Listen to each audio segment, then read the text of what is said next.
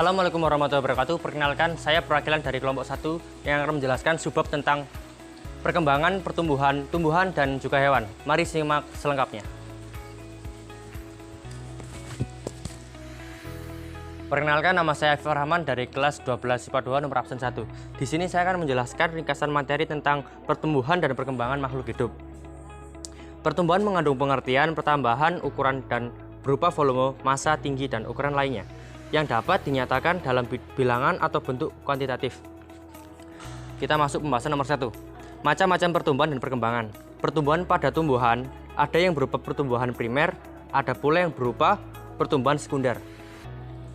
Berikut penjelasannya. A. Pertumbuhan primer. Pertumbuhan primer yang terjadi selama fase embrio sampai perkecambahan merupakan contoh pertumbuhan primer.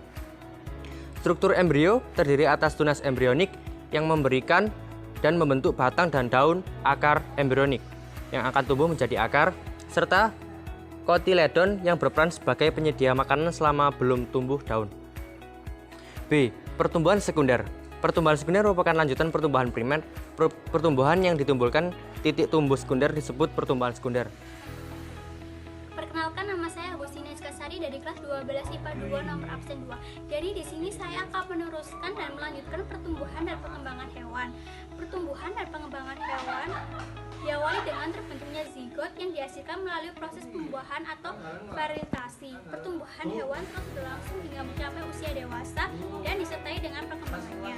Berdasarkan fasenya pertumbuhan dan perkembangan pada hewan dapat dibagi menjadi dua fase, yaitu yang pertama ada fase embrioik dan ada fase pascembryoik.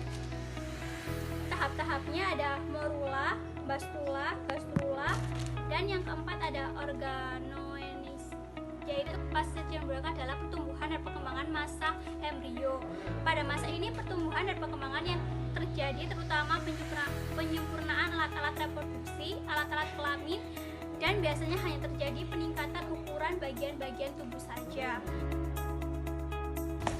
Perkenalkan, nama saya Alvina dan saya akan melanjutkan presentasi dari kelompok saya. Saya akan menjelaskan tentang pertumbuhan dan perkembangan manusia. Nah, ada 3 fase. Yang pertama, fase embrionik. Nah, di fase embrionik ini akan terjadi fertilisasi dan akan membentuk zigot. Nah, zigot ini akan membentuk embrio dan akan berkembang menjadi zigot, morula, blastula, gastrula, dan fase pembentuk organ atau organogenesis. Fase selanjutnya yaitu masa prenatal. Di masa prenatal ini, masa terjadi pembuahan sampai proses kelahiran. Yang pertama, di bulan pertama, embrio akan membentuk perut, otak, jantung, hati, kelenjar tiroid, mata, dan lengan.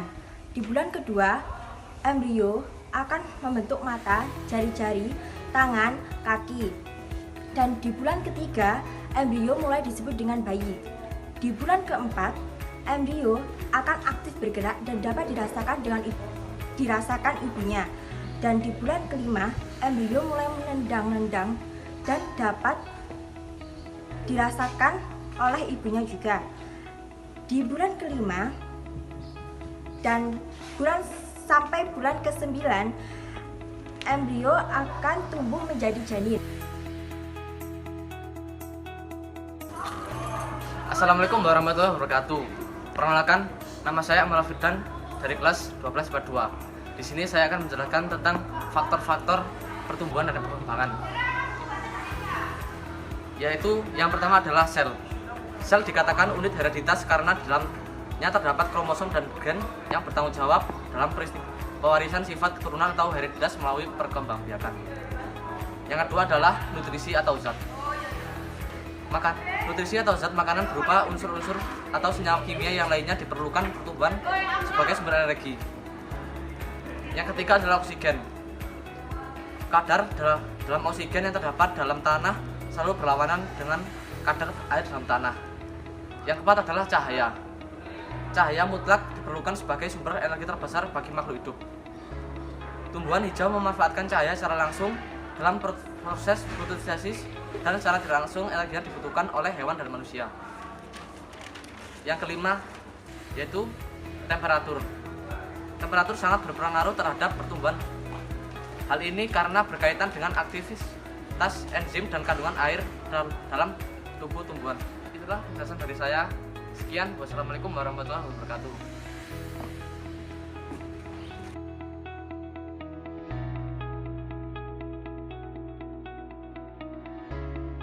Saya meneruskan penjelasan dari sebelumnya. Nomor 6, air. Air merupakan senyawa yang sangat penting bagi tumbuhan. Air berfungsi membentuk reaksi kimia dan sel. Selain itu, air menunjang proses fotosintesis dan menjaga kelembapan. Kandungan air yang terdapat dalam tanah berfungsi sebagai pelarut unsur hara, sehingga unsur hara tersebut mudah diserap oleh tumbuhan. 7. pH tanah. Derajat keasaman tanah sangat berpengaruh terhadap ketersediaan unsur hara yang diperlukan oleh tumbuhan. Pada kondisi pH, tanah netral unsur-unsur yang diperlukan seperti Ca, Mg, P, K cukup tersedia. Adapun pada pH asam, unsur yang tersedia adalah senyawa yang dapat meracuni tubuh tumbuhan.